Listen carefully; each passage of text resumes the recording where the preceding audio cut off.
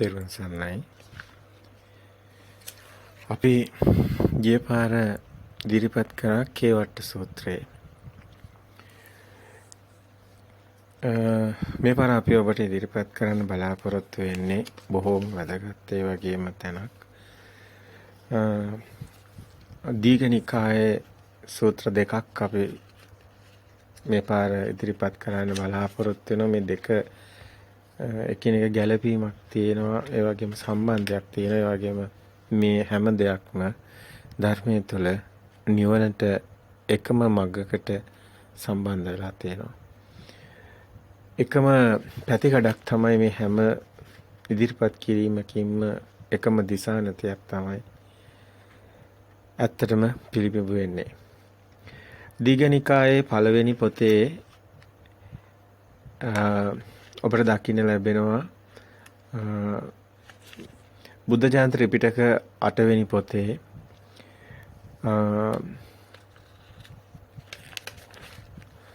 දීඝනිකායේ පළවෙනි පොතේ තියෙන සූත්‍රයක් තමයි ගිය පාර ඉදිරිපත් කළේ කේවට්ට සූත්‍රය. අපි ගිය පාර ඉදිරිපත් කරේ පොට්ටපාද සූත්‍රය. ඒකත් දීඝනිකායේ පළවෙනි පොතේ. ඒක බුද්ධ ජයන්ති ත්‍රිපිටක 7 වෙනි පොතේ දීඝනිකායේ 388 436 පිටුවලයි පොට්ටපාද සූත්‍රය තිබුණේ. ඒ වගේම තමයි අද අපි ඔබට ඉදිරිපත් කරන අපි ඔබට මුලින්ම ඉදිරිපත් කරන්න යන්නේ මහා නිදාන සූත්‍රයේ. මුලින්ම ඉදිරිපත් කරන්න යන්නේ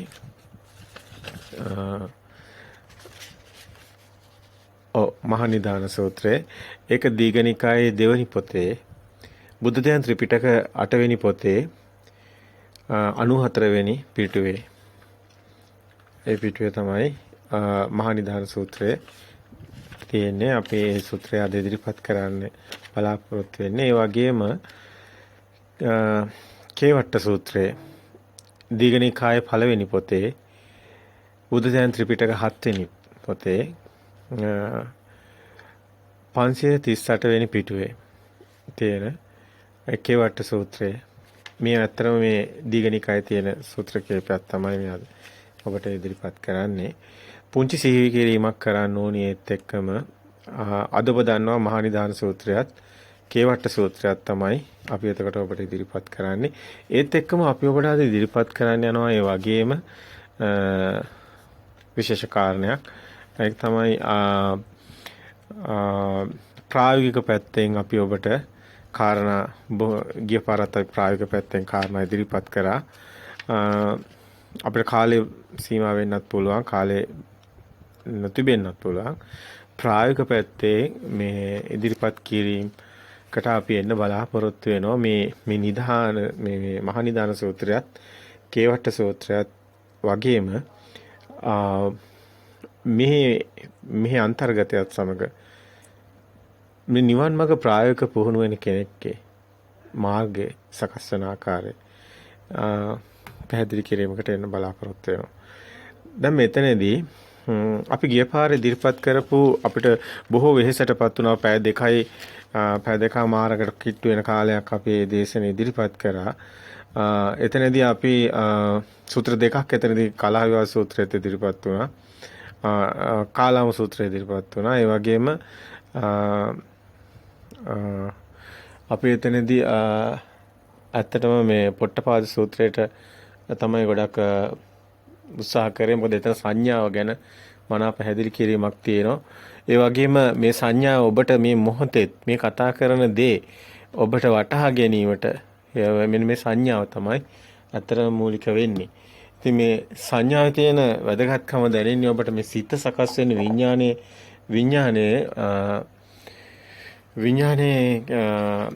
සිත සකස් වෙන සංඥාව මූලික වෙනවා, ප්‍රධාන වෙනවා. අතරම සිත සකස් වෙන්නේ අපි දන්නවා දැන් මේ පැහැදිලි කිරීම නිසාම ඔබ මේවා අසන්නේ නැති කියලා අපි හිතනවා.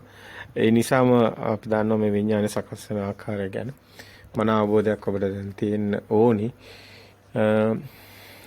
මේ අතර මේ දේශනා මාලාවේ ඔබ ඔබ හරියට ඔබගේ හිතට මේවා අවබෝධ වෙන්න නම් මේ ඊටම ගැඹුරුයි අවසාන කොටසේ. නමුත් මේවා මුල ඉඳන් ඔබ අර අතරම සත්‍ය ඥානයේ දර්ශන සමාපත්තිය මොකද්ද මේ දර්ශනය මොකද්ද මේ පරම සත්‍ය කියන්නේ කියන එක. ඒ වගේම මේ ඒ මූලික කොටස් ටික ඉතාම වැදගත් විශේෂයෙන්ම මේ සතර හතිපට්ඨානේ කාය වේදනා චිත්තේ කායानुපස්සනා වේදනානුපස්සනා චිත්තානුපස්සනා ධම්මානුපස්සනා දැන් මේ හැම එකකම පෙන්නන්නේ දැන් කායानुපස්සනා වේදනානුපස්සනා චිත්තානුපස්සනා ධම්මානුපස්සනා කිව්වොත් පෙන්නන්නේ අර ස්කන්ධේම තමයි රූප වේදනා සංඥා සංකාර රූප කියන්නේ කය වේදනා වේදනානුපස්සනා රූප කියන්නේ කායानुපස්සනා එතකොට චිත්තානුපස්සනාවකමයි රූප වේදනා සංඥා සංකාර තමයි එතකොට චිත්තානුපස්සනාව සිත හැදෙන හැටි ධම්මානුපස්සනාව මේ නැවත මේ බාහිරත් එක්ක මේක සම්බන්ධ වෙන හැටි නාමයේ රූපේ. ඉතින් මේ දර්ශනේ ඇත්තටම අවබෝධය තුළින් නිවන් දකිනවා. ධම්ම සංගීකරණේ අපේ කාරණා පෙන්නවා පිටුවල අංකපවා පෙන්නවා භාවනාව බුදුන් වහන්සේ දර්ශනය තුළින් නිවන් දකින්න බව පෙන්නනවා පැහැදිලිවම. ඉතින් භාවනාවේ තියෙන්නේ අත්‍තරම හැමතැනම තියෙන අවසානට දාලා මේ ඔබ ආරෂ්ඨාංග මාර්ගය ගත්තත් සම්මා සමාධිය තියෙන්නේ අන්තිමටම සම්මා සති සම්මා සමාධි. ඉතින් එතනනුත් පැහැදිලි වෙනවා දැන් ආරෂ්ඨාංග මාර්ගය කියනකොටත් පැහැදිලි වෙනවා මේ සම්මා දිට්ඨි තමයි මුලින් තියෙන්නේ. ඒ කියන්නේ දර්ශනය තියෙන්නේ. ඒතර අවසානයේ තියෙන්නේ සම්මා සති සම්මා සමාධි. එතනනුත් පැහැදිලි වෙනවා. ඒ වගේම තමයි ඔබ හැම පැත්තෙම බැලුවොත් ඒ කියන්නේ සත්බොජ්ජංග බැලුවත් සම්මා සති සම්මා සති ධම්මවිජය වීරිය පස්සද්ධි සමාධි උපේක්ඛා. ඒතකොට එතනත් එන්නේ සමාධි. අන්තිමටම තමයි තියෙන්නේ භාවනාව හැමතැනම. දැන් පංච ඉන්ද්‍රිය ධර්මම ගත්තත් සද්ධා වීරිය සති සමාධිය තියෙන්නේ අන්තිමටම.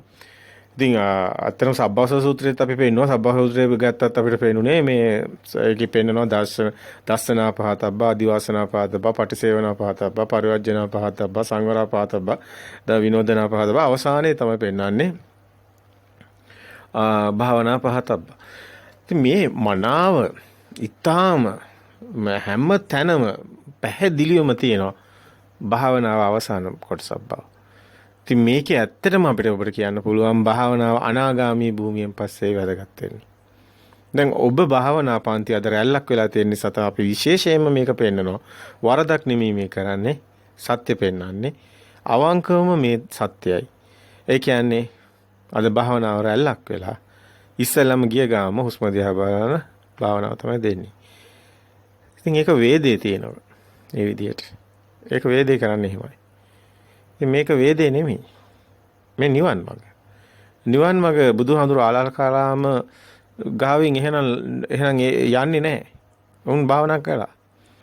නමුත් බුදුන් වහන්සේ සියල්ල අත්හැරලා නිවන් අවබෝධ කරේ. පටිච්ච සමුපාද අනුලෝම ප්‍රතිලෝම කියන කොට තේරෙන දර්ශනය තමයි පටිච්ච සමුපාදය තුළ තියෙන්නේ. ඉතින් මේ න්‍යාය බුදුන් වහන්සේ ලෝට හෙළි කරන්නේ විපස්සනා භාවනාව විශේෂයෙන් මේ න්‍යාය ඔස්සේ ඉස්මතු වෙන්නේ. දැන් අපි පොට්ටපාද සූත්‍රයේ පෙන්නකොටත් අපි පෙන්නන විශේෂ කාරණයක් තියෙනවා.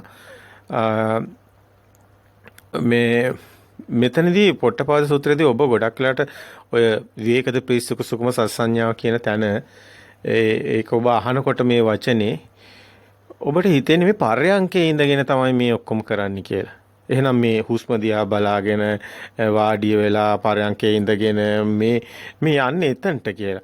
අතර මේක පහසුයි. අපි නෑ කියන්නේ නෑ. ඒ ඔස්සේ තියෙනවා මේ අරූප ධානයත්. ඒක නිවන නෙමෙයි කියලා කියන වගේම අපි ඔබට කියනවා මේ සිත දකිමින් එනේන මේ සිත හඳුන ගනිමින් සිතෙන් මිදෙන කටයුත්ත අතරේ ඉරියව්වේ තියෙන එකක්. ඇත්තටම මේ අනිමිත්ත සමාධිය මේ පරයන්කේ තියෙන එකක් නෙමෙයි. පරයන්කට විතරක් සීමා වුණු එකක් නෙමෙයි.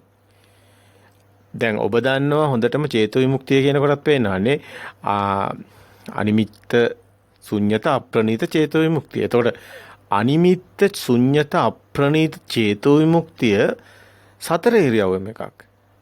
ඔබ ඇත්තටම දැන් ඔබ හිතන්නේ සතර ඉරියව්ව කියන්නේ කොහොමද? ඔබ දන්නවා ඉරියව් හතරම. එතකොට හිටගෙන ඉඳගෙන වාඩි වෙලා ඒ වගේම සැතපෙලා. දැන් මේ අපි එදිනෙදා පවත්වන ඉරියව් හතර. දැන් මේ ඉරියව් හතරේ තමයි අපි හැම කටයුත්තක්ම අපේ සිද්ධ වෙන්නේ.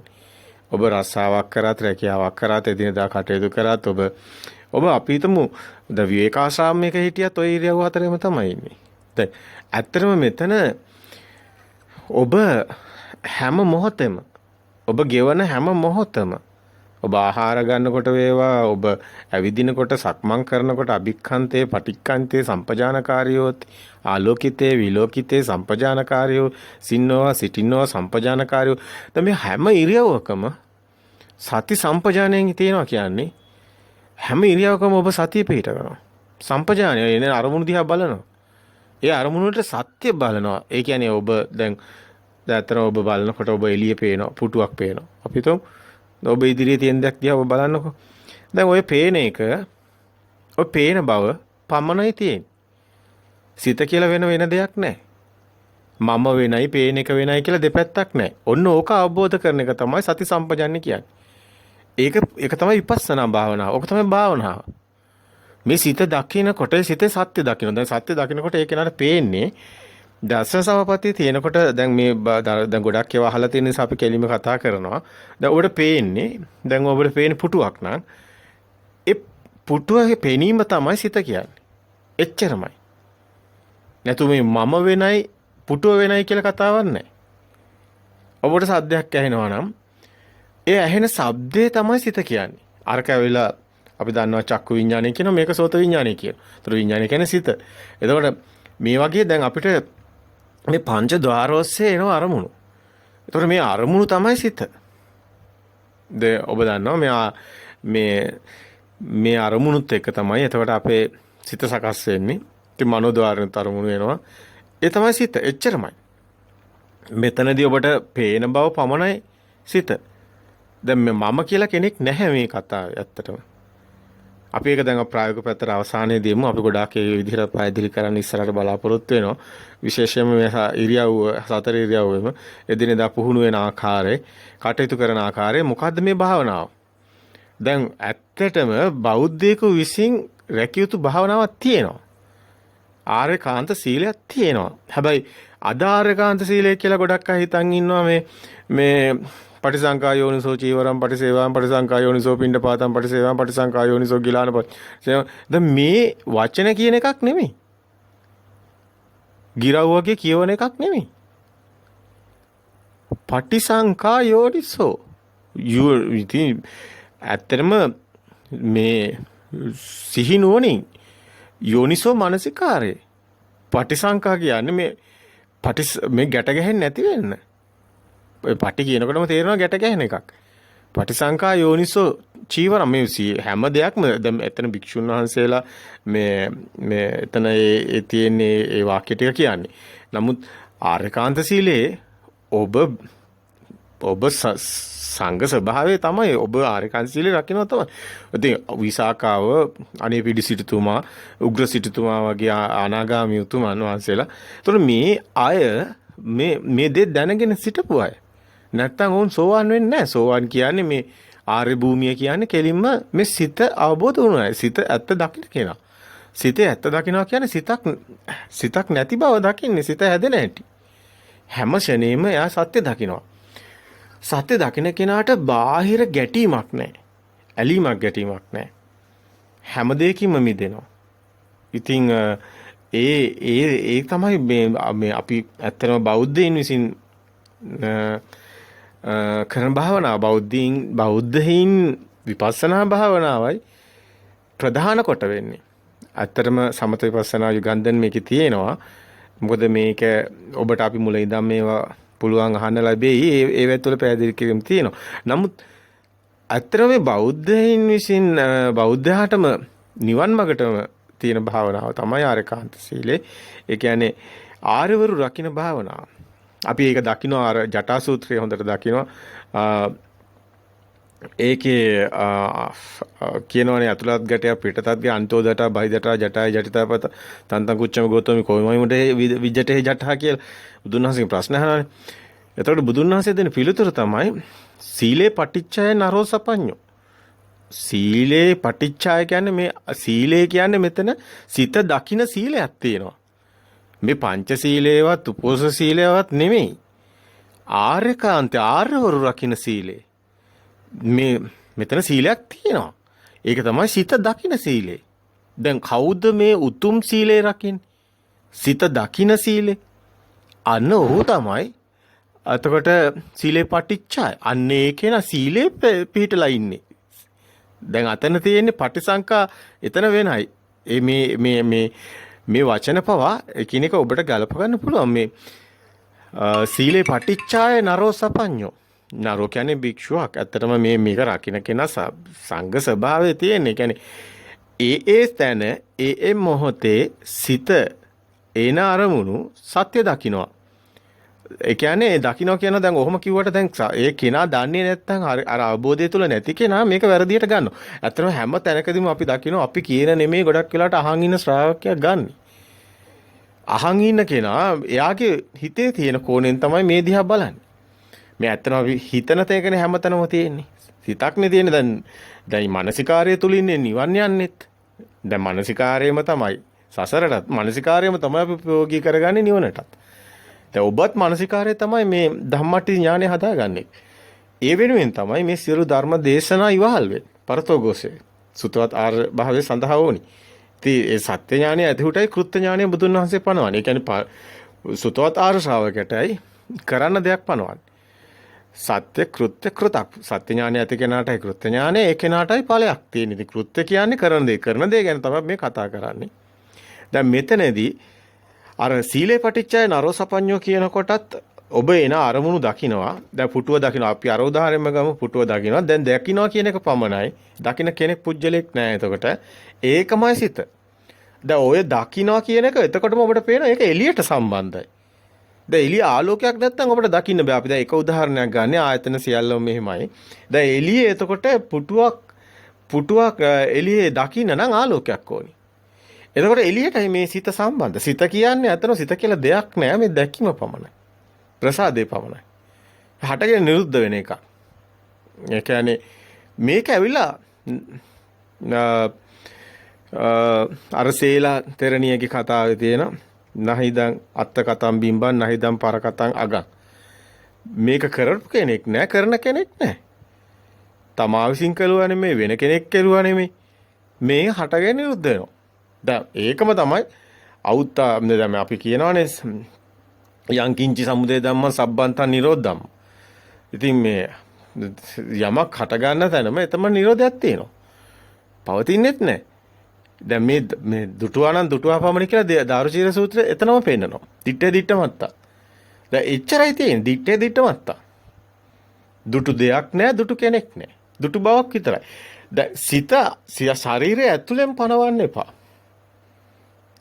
ඔබට නිවන් දකින්න ඕන නම් ඔබ මේ ආර්යව රකින්න ඒ ප්‍රතිපදාව පුරන්න ඕන නම් ඔබ මේ චතුරාර්ය සත්‍ය හතරවෙනි එක ඔබ දුක දන්නවා, සමුදය දන්නවා, දෙයක් තිබ්බොත් දුකයි, සමුදය දේ හටගත්ත කියන එකත් දුකයි කියලා දන්නවා. ඊට පස්සේ නිරෝධය ඒකේ මිදුන එක සත්‍ය දකින්න ඕනි කියන එක දන්නවා. සත්‍ය දකින්න නම් ප්‍රතිපදාව ඕනි. අන්න දුක, සමුදය, නිරෝධය මාර්ගය.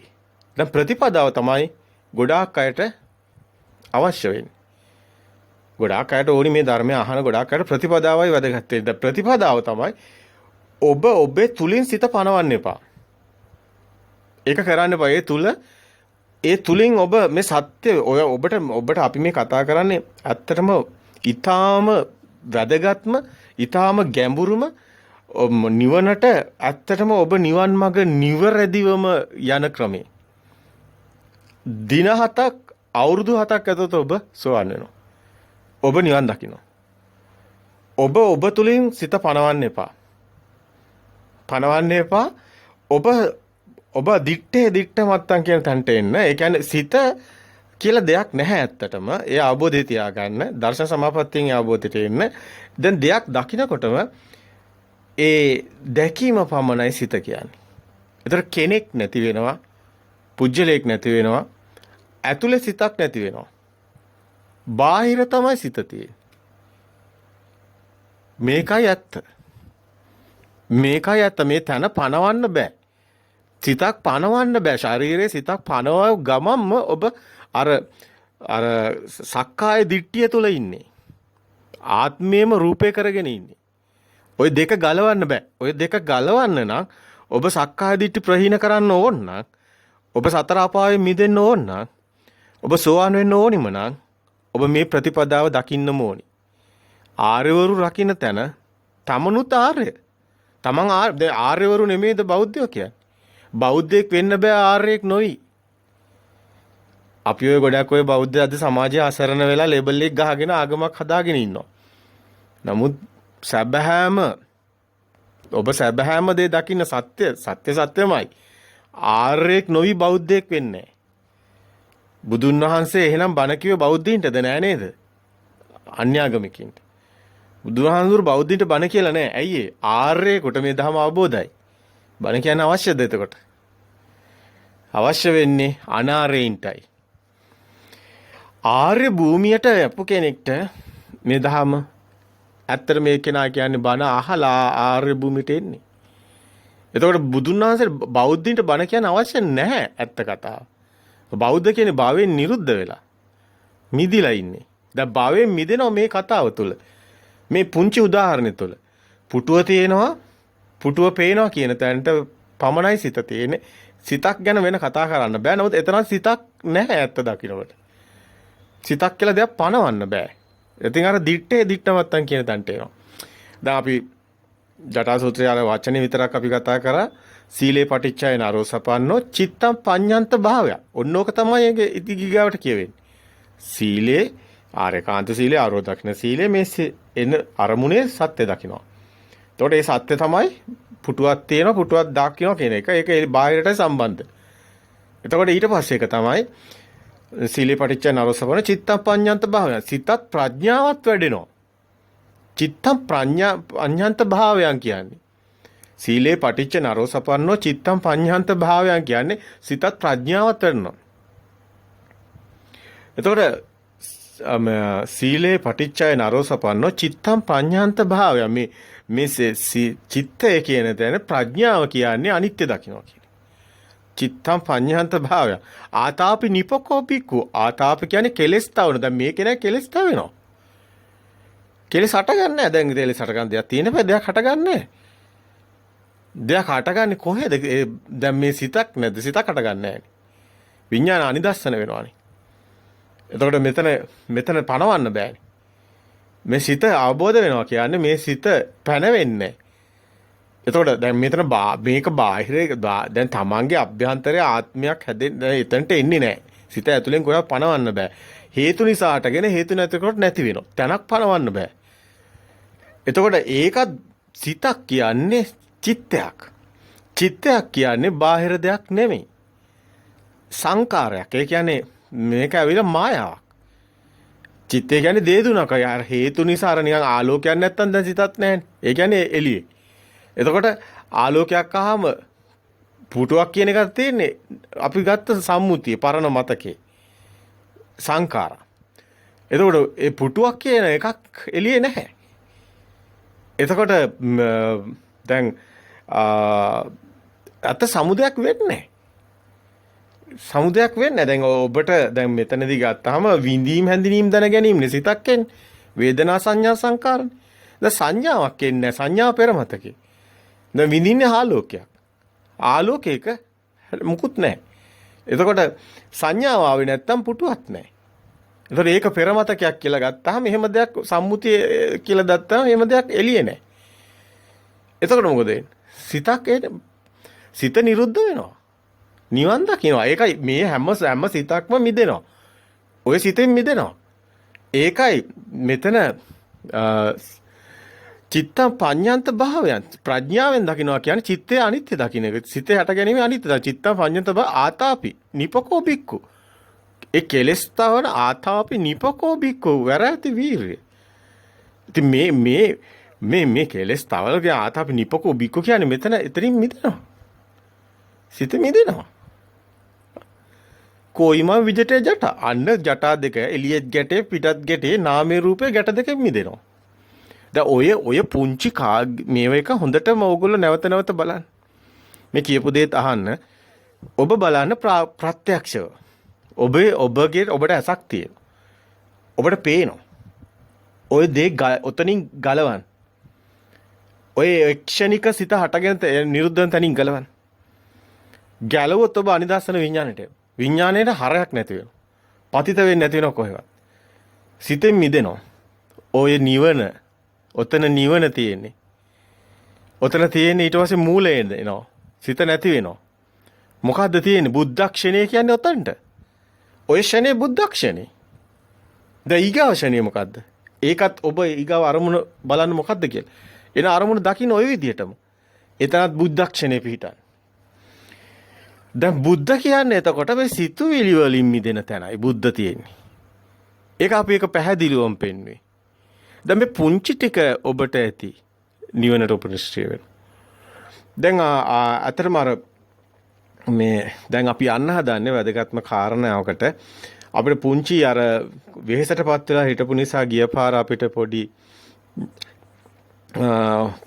අවසානයේදී ඉදිරිපත් කරපු ටික වේගය වැඩි නිසා ඔබට ඒ සංඥාව ගැන බොහොම හොඳ තැනක් අපි පෙන්නුවේ පොට්ටපාදට පෙන්නන තැන. අපිට එතන පොඩි සිහිවර්ජනය කිරීමක් කරන්න අවශ්‍ය වුණා. මොකද අපිට තේරුණා ගිය පාර වේගය නිසා මෙතන ටිකක් ඊට වැඩි පැහැදිලි තියුණා නම් හොඳයි කියලා. එතනදී අපි අර අවසාන කොටසේදී පොට්ටපාදට විවේකද පිසුක සුකුම සත්‍ය සංඥා කියලා පෙන්නන එක එතන ඉන්නේ පටන් ගන්න. විවේකයේ මේ සංඥාව සුකුම වෙලා යනවා, සියුම් වෙලා යනවා. පොට්ටපාදට පෙන්නන්නේ මේ සංඥාව. සංඥාවනේ පෙරමතකේ. දැන් සිතක් හට ගන්න දැන් මෙතනත් අපි කියපු උදාහරණය හේතුනේ සංඥාව. පෙරමතකේ. සම්මුතිය. ප්‍රඥප්තිය. දැන් පෙරමතකේ සංඥාව තමයි සම්මුතිය. මිනිස්සු දාගත්ත නම් ටික. දැන් මේක තමයි අපිට සිතක් හටගන්න හේතු වෙන්නේ. දැන් මේ පොට්ටපාදට කියන්නේ සංඥාව සුකුම වෙනවා යන හැටි. ඒ කියන්නේ මේ දැන් මේ සංඥාව ඝන වෙලා තියෙනවා. දැන් මම ඉන්නවමයි, ලෝකේ තියෙනවමයි, මේ මම ආත්මයක් තියෙනවමයි, මේ මම මැරෙනවා, මං ඉපදෙනවා. මෙන්න මේ ඝන සංඥාවක දෘෂ්ටියක් තියෙනවා. මේක සත්තුන්ටත් තියෙනවා. දැන් ඒ තාක් ඒ ශක්තියක් ගැන අපි කතා කරා විඥාන ධාතුවේ තියෙන ප්‍රබලත්වයක් ගැන. අපි කිව්වා ඒ තාක් මේක සකස් වෙනවා කියලා. දැන් මෙන්න මෙතනම තමයි මේ සංඥාවේ හරේ නැති වෙයිගෙන යනවා මේක සත්‍ය දකින්නකොට. සංඥා බොරුවක් වෙනවා. මිරිගුවක් වෙනවා. දැන් මිරිජ්ජ වටේ සංඥානේ. ඒතකොට සංඥා මිරිගුවක්නේ. ඒතකොට මේ සංඥාව බොරුවක් බව මෙතන පේන්න ගන්නකොට ඒක සුකුම වෙවි සංඥාවේ මෙදෙන තැනක් තමයි පෙන්වන්නේ. හැබැයි මේ සංඥාව අபிසංකරණයකට එනවා හැම මොහොතෙම සත්‍ය දැක්කේ නැත්තම්. සත්‍ය දකින්න නැති කෙනාගේ ස්වરૂපය තමයි භවයේ හැම මොහොතෙම සකස් වෙනවා. ආයි ඊගාවට උපදින එකත් හේතු වෙනවා. මේ ශරීරය පොළොවට පස් වෙනකොට නවතින්නේ නැහැ. ඒ භවයේ සකස් වෙන හේතුව මේ මූලයේ තියෙනවා. මේක තමයි සංඥාවේ භයානකකම. ඒක අபிසංකරණයක් වෙනවා. ඒ කියන්නේ ඒක සංඥාව සත්‍ය දැක්කොත් අபிසංකරණය අනිත් පැත්තට යනවා, ගෙවිල යනවා. හැබැයි සත්‍ය දැක්කේ නැත්නම් අபிසංකරණය වර්ධනය වෙනවා සංඥාව. සංඥාව ප්‍රකට වෙනවා. දැන් ඒක තමයි පොට්ටපාදට තේරෙන්නේ නැත්තේ. පොට්ටපාද ආත්ම සංඥාවෙන් ගැලවෙන්න බැරුව ඉන්නේ. දැන් එතනදී පොට්ටපාදට කියන්නේ චේතනාව ඇතිවීම වදයක්. චේතනාව නැති වෙනවා නම් හොඳයි. ඒක තමයි මූලයේ ගන්නෙ. චේතේය මානස්ස මේ පාපියෝ අචේතේ මානස්ස මේ සේයෝ. සේයා. එතකොට මේ චේතනාව ඇතිවීම වදයක්, චේතනාව නැති වෙනවා නම් හොඳයි කියන අදහස්. ඊට පස්සේ බුදුන් වහන්සේ මේ පෙන්නනවා මම නැවත චේතනා අபிසංකරණය නොකරමි කියන මෙන්න මෙතනට එනවා. චේතනාවේ මිදෙන්න ඕනි කියන තැනට මේ යෝගාවචරය එනවා කියන එක. නිවන් මාර්ගට එනවා නම්. එතකොට යන්නු නං හං නචේච චේතේයන් නං චාබිසංකරයන්ති.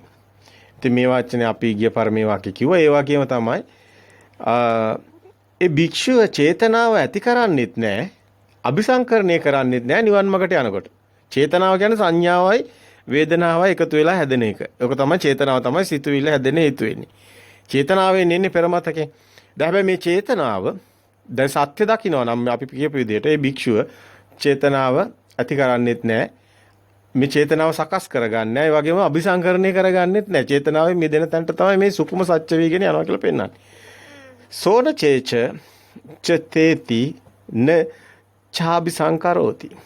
ඒක තමයි ඒ භික්ෂුව චේතනාව ඇති කරන්නේ නැහැ, අபிසංකරණය කරන්නේ නැහැ. සෝන චේච ච තේතින චාபிසංකරෝති. ඊට පස්සේ කියනවා මේ බුදුන් වහන්සේ කියන වචන ටික අපි මේ විදිහටම කතා කරන්නේ. ඒ භික්ෂුව නිරෝධය ස්පර්ශ කරනවා. සෝ නිරෝධම් පුසතේ. ඊට පස්සේ කියනවා අනුපුබ්බාපි සංඥා නිරෝධ සමාපත්තියට ඔන්නෝමයි එන්නේ කියලා. ඒ කියන්නේ අනුපුබ්බ කියන්නේ අනුපුබ්බාපි කියන්නේ නැවත සංස්කරණ අபிසංකරණයක්නේ. අபிසංකරණේ රූපං රූපත්තය සංකතං අபிසංකරෝති කියලා පෙන්වුවානේ. ඔය රූපේ දෙයක් බවට පත් වෙන තැන. ඒක තියෙන්නේ සලායතන සූත්‍රේ. දැන් මෙතන ඔබ ගත්තොත් පොට්ටපාද සූත්‍රයේ අපි මේ අන්තිම වාක්‍ය අපි කියන්නේ පොට්ටපාදර කී නිවන පෙන්වන තැනේදී කියනවා මෙසේ පොට්ටපාද අනුපුබ්බාපි සංඥා නිරෝධ සමාපත්තිය වෙන්නේ කියලා. ඉතින් අනුපුබ්බාපි සංඥා නිරෝධ සමාපත්තිය කියන්නේ මේ නිවන. නිවනට එන හැටි. ඉතින් ඒවංකෝ පොට්ටපාද අනුපුබ්බාපි සංඥා නිරෝධ සමාපච්ච නිරෝධ සම්පජාන සමාපatti අනුපුබ්බාපි සංඥා නිරෝධ සම්පජාන සමාපatti හෝති. ඒවංකෝ පොට්ටපාද අනුපුබ්බාපි සංඥා නිරෝධ සම්පජාන සමාපatti හෝති. ඉතින් මේ වචන හුඟක් දිගයි අකුරු 30ක් විතර තියෙනවානේ. ඉතින් ඒතකොට අනුපුබ්බාපි සංඥා නිරෝධ සම්පජාන සමාපatti හෝති කියන වචනේ කියන්නේ එකම වචනේ. දැන් එතකොට දැන් ඒක තමයි සංඥාව අபிසංකරණේ නොවන එක තමයි එතනින් පැහැදිලි වෙන්නේ අනුපුබ්බාපි සංඥා නිරෝධ සම්පජාන සමාපatti හොති කිය. යවත සංඥා සමාපatti තාවත අඤ්ඤා පටිවේදෝ. යම්තාක් සංඥා සමාපatti තියෙනවා නම් ඒ තුලින් පුළුවන් අඤ්ඤා කියන අරහත්ත්වයටපත් වෙන්න. දැන් මේ කතාව සංඥා අඤ්ඤා කියන වචනේ දැන් ඔබ නිවන් මගට කටයුතු කරන කෙනෙක් දැනගන්න ඕනි වචන හතරක් තියෙනවා. එකක් තමයි සිත විඥානය. දෙවෙනි එක තමයි සිතේ සත්‍ය දකිනකොට ඒ අනිත්‍ය ස්වභාවය දකින්නේ. එතකොට ඒක තමයි ප්‍රඥාව. විඥානයේ සිත විඥානයේ අනිත්‍ය ස්වභාවය දකින එක ප්‍රඥාව. ප්‍රඥා භාවයේ තබ්බ විඥානං කියන්නේ විඥානයේ දකින්න පුළුවන් ප්‍රඥාවෙන් විතරයි. එතකොට සිත විඥාන ප්‍රඥාව කියන්නේ ඒක අනිත්‍ය දකින්න එක. ඊගා වචනේ තමයි ඥාන. ඔබ දන්නවා අභිඥා. මේ ඥාන කියන්නේ සිතුවිලි වලින් මිදුණු තැන. නමුත් මේ නුවණක් තියෙනවා. ඔබට සකස් වෙලා. බාහිරින් අපි එකට උදාහරණ පෙන්නුවා අපේ දර්ශන සාපත්තියේදීත් පෙන්නුවා මේ උකුසෙක් පෘථුවියෙන් අහස උඩට ගිහිල්ලා ලෝකෙ දිහා බැලුවම විශාල පරාසයක් පේනවා උකුස්සට ඈත ආකාශයේ ඉන්නකොට. නමුත් ඈත පේනවා මේ උකුස්සට. හැබැයි තමන්ගෙන් බාහිරට ගිහිල්ලා තමන්ගෙන් එළියට ගිහිල්ලා තමන්ගේ සිතෙන් ශරීරයෙන් එළියට ගිහිල්ලා. කියන්නේ ඔය සිත ශරීරය කියලා හිතන් ඉන්නේ ඒක ඕකෙන් එළියට යනවා. ගිහිල්ලා එළියේ නම් බලන් ඉන්නවා තමන්ගේව. තමන්ගේ සිතින් එළියට ගිහිල්ලා තමන් කරන කටයුතු හිතන ඒවා දිහා බලන් ඉන්නවා. දැන් මේ ඥානයක් මේ ඥානට උදාහරණයක් තමයි මේ පෙන්වන්නේ. උපමාවක් පෙන්වන්නේ. අර උපුස්සා එළියේ ඉඳන් බලන් ඉන්නවා වගේ තමන් දිහා බලන් ඉන්නවා. ඒතකොට තමන්ගේ දිහා බලන් ඉන්නකොට තමන් එතන සාක්ෂිකරුවෙක් විතරයි. ඔය ඥානෙ තියෙන ওই විදිහටයි. එදා මේව පැහැදිලි කරන්න ගියාම වචන වලින් අපි හරි අමාරුවෙන් තේරුම් කරන්නේ. මොකද උපමා නැතුව මේව තේරුම් කරන්නත් බෑ. දැන් මේ ඥාන කියන්නේ අභිඥා කියන්නේ ඥාන කියන්නේ මේ තමන්ම සිතවිල්ල ක්‍රියාත්මක වෙනවා තමන් සිතන විදිහ තමන්ම බලන් ඉන්නවා බාහිරට ගිහිල්ලා. තමන් ගිදියාම පිට කෙනෙක් වගේ තමන් දිහා දකින්න නුවණක් සකස් වෙනවා මේ මග යනකොට. දැන් කෙනෙක් හිතයි එහෙනම් ඕක වෙන්නේ පරයන්කෙන්. ඕක එහෙනම් අනිවාර්යයෙන්ම ආනාපාන සතිය වටලා හුස්ම දිහා බලන් ඉන්න ඔතනින් එන්නේ ඔය වගේ ඔය සමාධියක් තමයි ඔය කියන්නේ කියලා. නෑ. ඔබ ඔය හිතන් ඉන්න විදිහ වැරදි. හැබැයි මේ සමාධි කියන එක අනිමිත්ත සමාධියම තමයි. ඒක පරයන්කෙම නෙමෙයි. ඔබ එදිනෙදා වැඩ කරනකොට ඔබට මේ ඥානෙ තියෙනවා. ඔබට කවුරු හරි බයිනකොට ඔබ ඒකට කේන්ති ගන්නවද නැද්ද කියන එක බාහිරින් ඉඳන් බලනවා වගේ ඔබට පේනවා. ඔබම. එතකොට ඔබ ඒක කරන්නේ. ওই ඥාන තියෙන අයට පුළුවන් පාලනය කරගන්න මේ චිත්ත ප්‍රවාහය. ලොකු දියුණුවක් තියෙනවා. ඔය ඥාන කියන්නේ ඊටාම වැදගත් තැනක්. ඒවට මේවා ඇත්තටම පරයන්කෙම නෙමෙයි. මේ ඔබ එදිනෙදා කටයුතු කරනකොට වැඩ කරනකොට හැම මොහොතෙදිම මේ ඥාන තියෙනවා. ඥාන සකස් වුණාම ඥානත් එක්ක ඉන්නේ. ඒවා හරි දියුණුවයි. ඒකයි අපි විඥාන පෙන්වුවේ, ප්‍රඥා පෙන්වුවේ, ඥාන පෙන්වුවේ. ඊට පස්සේ ඔබට තියෙනවා තව දෙයක් පෙන්වන්න. මේ හතර ඊටම වැදගත් මේ වචන හතර. විඥාන, ප්‍රඥා, ඥාන, අඤ්ඤා කියන එක. දැන් මේ අඤ්ඤා කියන වචනේ බුදුන් වහන්සේ පෙන්වන්නේ නිවනට. ඔය ඥාන අඥාන වෙන්නේ නිවනින්. ඕක ඇත්තටම ඊටාම ගැඹුරුයි. මේක ඇත්තටම බුදුන් වහන්සේ උපමාමයි මේ හැම එකදීම උපමා වලින්ම කතා කරනවා. මොකද භාෂාව තනිකර බොළඳයි. භාෂාවේ අන්තයක් තියෙනවා. ඇත කිව්වොත් නැත තියෙනවා, නැත කිව්වොත් ඇත තියෙනවා. භාෂාවෙන් කියන්න බෑ මේවා. මේ කියන්නේ ශුන්‍යතාවයක් ඇතුලේ තියෙන දේවල්. එකම භාෂාවකටවත් ගන්න බෑ. ඒකයි බුදුන් වහන්සේ මේ මෙතන උපමාමයි ගොඩාක් පෙන්වන්නේ. දැන් ඇත්තටම මේ අඤ්ඤා කියන තැන තමයි මෙතන අපිටත් පෙන්වන්න ඕනේ. මේකට අපි ගියපාර කිව්වා. නමුත් ඔබට ඒක හොඳින් ග්‍රහණය වුණේ නැති බවක් අපි හිතනවා. මේ ඒ නිසා තමයි අපි නැවත මේ වචනේ තමයි අපිට පෙන්වන්න ඕනුනේ. මේ අඤ්ඤා කියන වචනේ යාවතා සංඥා සමාපatti තියෙනවා නම් ඒ තුලින් පුළුවන් අඤ්ඤා කියන අරහත්ත්වයටපත් වෙන්න. මෙන්න මේක බුදුන් වහන්සේ කියනවා. යාවතා සංඥා සමාපatti තාවතා අඤ්ඤා පටිවේදෝ කියලා. මේ පොට්ටපාද සූත්‍රේ පොට්ටපාදට තේරෙන්නේ නැත්තේ ඔන්න ඕකමයි. කලින් කිව්වා බුදුන් වහන්සේ මෙසේ පොට්ටපාද සංඥා අபிසංකරණයකට යන්නේ කියලා. අනුබ්බාපි සංඥා නිරෝධ සම්පජන්න සමාපatti හොදී. ඒකත් දැනගෙන මේ ඇවිල්ලා ගැඹුරු තැනක් මේ කියන්නේ. පොට්ටපාදට මේක තේරෙන්නේම නැහැ. පොට්ටපාද ආත්මයක් තුලමයි ඉන්නේ. නමුත් මේ ආත්මේ නැති තැන තමයි මේ බුදුන් වහන්සේ පෙන්වන්නේ. එතකොට සංඥා කියන්නේ සමාපatti මේ යාවතා සංඥා සමාපatti තාවතා අඤ්ඤා පටිවේදෝ කියන්නේ යම් තාක් සංඥා සමාපatti තියෙනවා නම් ඒ තුලින් පුණුවක් අඤ්ඤා කියන අරහත්ත්වයටපත් වෙයි. දැන් මේ සංඥාව නිරෝධ වීගෙන සුකුම වීගෙන යනවා අපි පෙන්වන ප්‍රථම ධ්‍යාන උදේවම එනවා. අතරම ඒවා ලෝකෝත්තර ධ්‍යාන වෙන්නේ හතර ඉරියව්ව. වාඩි වෙලා ඉඳලා මේ හුස්ම දිහා බලන් ඉඳලා මේ යන මේ අර සමතේ වඩමින් යන ආරාලකාරාම ගියා වගේ ධ්‍යාන නෙමෙයි මේ ලෞකික ධ්‍යාන නෙමෙයි. ඒවා ලෞකිකයි. ඒවා පිරිහෙනවා. ඒවා ලෝකෝත්තර භූමිය නෙමෙයි. ලෝකෝත්තර භූමිය කියන්නේ කවදාවත් පිරිහෙන්නේ නැති සමාධියක්. මේ සතර ඉරියව්වෙම පවතිනවා. මේක තමයි අපිට වැදගත් වෙන්නේ. අපි ඇත්තටම මෙන්න මෙතන තමයි අපිට වැදගත් මේ නිවන් මාර්ග පෙන්නකොට මේ දර්ශනයෙන් කොහොමද නිවන් දකින්නේ? කොහොමද කෙනෙක් සත්‍ය දැනගන්නකොටම යාගේ ලොකු වෙනසක් වෙනවා. දර්ශන සමාපත්තිය ප්‍රත්‍යක්ෂ වෙනකොටම ඒ අවබෝධයක් ඥානය තුල සෝවාන් වෙනවා. ඇයි මේ ඥාන උපදිනවා? ඥාන ඔබට දැන් මේ ලෝකේ බොරුවක් කියලා ඇත්තටම මේ විදිහට හොඳට සිහි නුවණ පිහිටවලා හොඳට මේවා ගැඹුරින් ප්‍රඥාවෙන් දකිනකොට මොකද වෙන්නේ? ඔබ ලෝකෙ මිදෙනවා. ඔබ ලෝකෙට ඇලෙන්නේ. ඔබේ ලොකු වෙනසක් වෙනවා අභ්‍යන්තරේ. ඔබට ඊට පස්සේ මේ හැම මරණය බොරුවක්, කාලය බොරුවක්, මේ සේරම සම්මුති බොරුවක්, බොරු ලෝකයක්. එතකොට මේවට ගැටෙන්න ඇලෙන්න ඔබ එන්න අඩු වෙනවා. එතකොට ඔබට මෙන්න මේවා සකස් වෙනවා. ඔබට ඥාන සකස් වෙනවා. ඔබ දන්නවා උද්‍යව ඥාන, බහ ඥාන, බාහිරපත්ඥාන, මිනිත්තු කම්මේ දස ඥාන. ඒවා සකස් වෙනවා. අභිඥා සකස් වෙනවා. මේවා වෙනවා. මේ ප්‍රත්‍යක්ෂ වෙනවා ඔබට. ඔබ මේ නිවන් දකින්න එක හිතන්න එපා. මේ නිකම් වෙන එකක් නෙමෙයි වෙනවා. ඔබට පුදුම හිතේ. ඔබට ඒකයි අපි කිව්වේ දිව්‍ය ස්වභාවය දැනෙනවා. බ්‍රහ්ම ස්වභාවය දැනෙනවා. ඔබ මනුස්ස ස්වභාවයෙන් මිදෙනවා. ඔබට දැනෙනවා. මොකද්ද මේ කියන මනුස්ස තිරියන් ස්වභාවය ඔබට දැනෙනවා. මේ පුජ්‍යලෝකව තියෙනවා. ඊට පස්සේ ඔබ සුද්ධ ස්වභාවය දැනෙනවා. සියලු සිතුවිලි වලින් මිදිලා ලෝකයෙන් මිදිලා ඔබට දැනෙනවා වෙනමම දිව්‍ය ස්වභාවයක් ඔබට දැනෙනවා. ඒත් එක්කම ඔබට මේ නිවන් මාර්ග යනකොට ඔබට මේ සේරගෙම මිදෙනකොට මේ සිත බොරුවක් කියලා දකිනකොට ඔය ඇඟ ඇතුලේ සිතක් නැති බව දකිනකොට මේ සිද්ධියට විතරයි මේ අපි දැන් කිව්වනේ සිතක් පුටුවක් දකිනවා නම් ඒ දැකීම පමණයි. එතන කෙනෙක් නැහැ, පුජ්‍යලයක් නැහැ, සිතකුත් නැහැ. සේරම නිරුද්ධ වෙනකොට ඔබ මොකද්ද වෙන්නේ? ඔබ සබහාදාම බවටපත් වෙනවා. ඔබ සබහාදාම ඔබ නිකන් හරියට හුලග වගේ. පුජ්‍යලයක් නැහැ.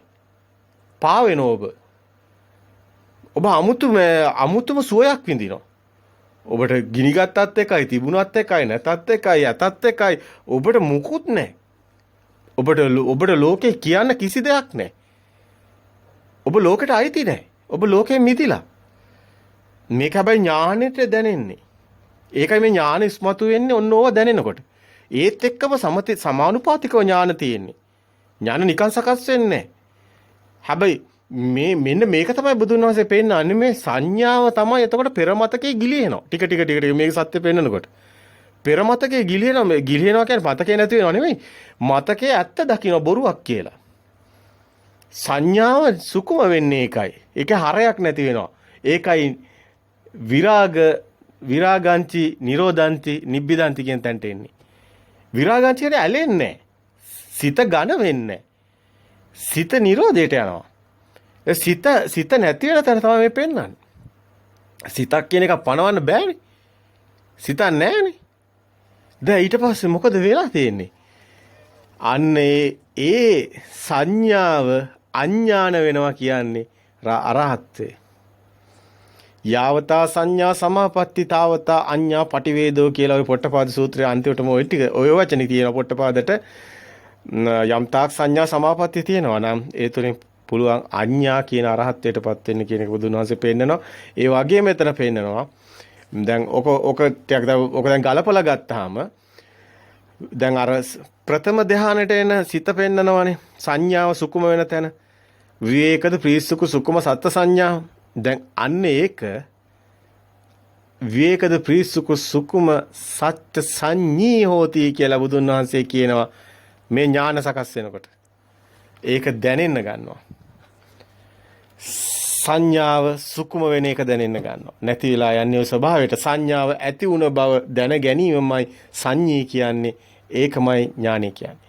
කීනා ಜಾති උසිතං බ්‍රහ්මචර්යයන් කතං කරණීය. දැන් සියල්ල කතකරණී. මේ රහත් භාවයටපත් වෙන තැන. දැන් ඕක තමයි පොට්ටපාද සූත්‍රයේ අවසාන අපි ඔබට නැවත සීවර්ජනයක් කරේ. දැන් අපි අද කොටසට එමු. දැන් ඇත්තටම කාලේ බොහොම ගෙවිලා තියෙන්නේ අද කොටසට එනකොටත්. ඉතින් කාලේ නම් බොහෝ ගත වෙනවා. බොහොම ගැඹුරු කාරණා අපි ඉදිරිපත් කරන්න බලාගෙන ඉන්නේ. දීඝනිකායම තමයි අපි දැන් ඉන්නේ. දීඝනිකායේ අපේ පළවෙනි පොතේ අපි ආවේ බුද්ධ ත්‍රිපිටක 7 වෙනි එකේ 538 වෙනි පිටුවේ තියෙන පොට්ටපාද සූත්‍රයට සමාවෙන්න ඕනි. දීඝනිකායේ පළවෙනි පොතේ බුද්ධ ත්‍රිපිටක 7 388 346 පොට්ටපාද සූත්‍රයේ තියෙන කොට බලන්න පුළුවන්. අද අපි දැන් කතා කරන්නේ ඊගාව සූත්‍රයට. දීඝනිකායම දෙවෙනි පොතේ 94 වෙනි පිටුව බුද්ධ ත්‍රිපිටක 8 වෙනි පොතේ. එතකොට දැන් එන්නේ 94 වෙනි පිටුවට. මහා නිධාන සූත්‍රය. දැන් ඉතින් ඔබ මේවා දන්නවා වෙන්නත් පුළුවන්. මේ දැන් අපේ කියන ඒවත් ගොඩාක් අහලා තියෙන අයට නම් මේක කියනකොටම දන්නවා දැන් ඒ කියන්නේ මේ මහා නිධානය කියන්නේ මොකක්ද කියලා. ඇත්තට මේ තමයි අපි අර සිත දකින්න කොටත් ඒ එකම කතාව තමයි මේ තියෙන්නේ. දැන් මේ කතාව තමයි අපිට මේ බුදුන් වහන්සේ පෙන්නන මේවා තාම ඇත්තටම හරි විචිත්‍රවත් අපි බැලුවාම ඇත්තටම මේ මුලින් අපි හැබැයි මේවා හිමීට අපිත් මේවා බොහොම පරිස්සමින් සීරුවෙන් ඇත්තටම අපේම මහා වීරයකින් තමයි අපි මේවා එකිනෙක ගලපගත්තේ. නමුත් දැන් අපිට ඔබට ඉදිරිපත් කරන්න පුළුවන් සේරම හොඳට එකතු කරලා පෙන්නන්න පුළුවන්. මේ මහා නිධාන සූත්‍රයේ අපි ඉස්සලා සූත්‍රය පොඩ්ඩක් ගමු. එතකොට ඔබට තේරෙයි මේ නාමයේ රූපේ තමයි මහා නිධානේ. නාම රූප නිසා විඥානය බටකොටු මිටි දෙකට තියන්නේ. දැන් මේ කතාවේම ඕකනේ හරේ මූලේ. නාම රූපේ විඥානයයි. නාම රූපේ විඥානයයි. මොකද මේ නාමයේ සිත රූපේ එළියේ දැන් ওই විඥානේ සිත ඇත්තටම සිත හැදෙන හැටිනේ මේත් කියන්නේ. මේත් කියන්නේ අර පුටුව පේනවා පුටුව පේන බව විතරයි. දැන් මේ නාම රූපේ විඥානේ දැන් මේක දෙයක් කරගත්තොත් එතන තමයි නිදානේ. නාමයයි රූපයයි එකට ගැට ගැහුවොත් විඥානේ සකස් වෙනවා. මේ කියන්නේම අර කරන්ට් එක උපදින හැටිට අර චුම්බකයේ ධන ඍණ තියෙන මැග්නට් කෑල්ල තිබුණොත් අර බයිසිකලේ අර ඉස්සර තිබුණා වගේ කැරකෙනකොට මොකද වෙන්නේ? කරන්ට් එක විද්‍යුතය උපදිනවා. ඔහොමයි මේ විදුලි බලාගාරවල හදලා තියෙන්නේ. ජල විදුලි බලාගාරවල වතුර උඩින් එවනවා. යට තියෙනවා මැග්නට් එක චුම්බකයේ ධන ඍණ කරකවනවා. කරකුවාම අනිත් පැත්තෙන් කරන්ට් එක උපදිනවා. දැන් ඔබ දන්න පුංචි මෝටර එකත් ඕක සිද්ධ වෙනවා. දැන් ওই කරන්ට් එක ඊට පස්සේ මොකද්ද කියලා බලන්නකෝ. කරන්ට් එක මහා ශක්තියක්. ඔබේ නිවසට කරන්ට් එක එනවා 260.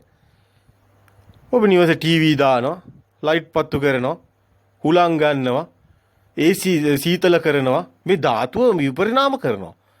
ඔබ හුලං ගන්නේ කොහෙන්ද? හුලඟ උත්පාදනය කරන්නේ කරන්ට් එකෙන්. ඔබ කොහොමද සීතල කරන්නේ කාමරේ? කරන්ට් එකෙන්. ඔබ කොහොමද ගින්දර ගන්නේ? කරන්ට් එකෙන්. ඔබ කොහොමද ආලෝකයේ ඉර පායලා වගේ? කරන්ට් එකෙන්. මේ ශක්තිය කොයිතරම් මේ ධාතුව හසුරවනවද? මේ පඨවි ආපෝ තේජෝ කියන මේ ධාතුව කියන ඒ ශක්තියම තමයි මේ හසුරවන්නේ. මේ ශක්තිය හසුරවනවා. මේ ශක්ති ලෝකයක්. මේවා ඔබට හරියට පැහැදිලි කරන්න පුළුවන්. පුදුම හිතේ මේ ශක්තියක් අරගෙන හුලං හදනවා. මේ ශක්තියක් අරගෙන කරන්ට් එකක් අරගෙන සීතල කරනවා. මේ අරගෙන අයිස් කැට හදනවා. මේ ශක්තියක් අරගෙන ගින්දර හදනවා. දැන් මේවා හරියට නිකන් මැජික් වගේ පේනවා. මැජික් එළියෙන් බලන්න ඕනේ නැහැ. ඔබ හිතුවොත් මුළු ගෙදරම මැජික් නේ. ඕ කරන්ට් එක කියන ශක්තිය ඔබේ ඇඟෙත් තියෙනවානේ. ඔය ඇඟෙත් ඕකනේ හදාගන්නේ. ඇඟේ හදාගන්නේ ධනරින කියන චුම්බකේ කරකවල නෙමෙයි. ඇඟේ හදාගන්නේ එළියේ රූපයක් තියෙනවා. මෙතන සිතුවිල්ලක් තියෙනකොට සිතුවිල්ලේ කරන්ට් එක උපදින්නේ. ඔබ හිතන ඔබේ හිතට ලොකු ආවේගයක් අරගෙන බලන්න අත කොච්චර ශක්තිමත් වෙනවද කියලා. ඔබේ හිතට එනවා කවුරු හරි මට මෙහෙම කරා කියලා ලොකු තරහක්, වෛරයක්. ඒ වෛරයට විශාල බලයක් එනවා. ඔබට පුළුවන් ප්‍රභාකරන් වගේ මුළු රටම අලු කරන්න. ඒ තරම් ඔය චිත්ත ශක්තිය ප්‍රබලයි. ඒ ශක්තිය තමයි ඇත්තටම ඔබේ ඇතුලේ ඔය වෛරයේ ශක්තියක් එනවා.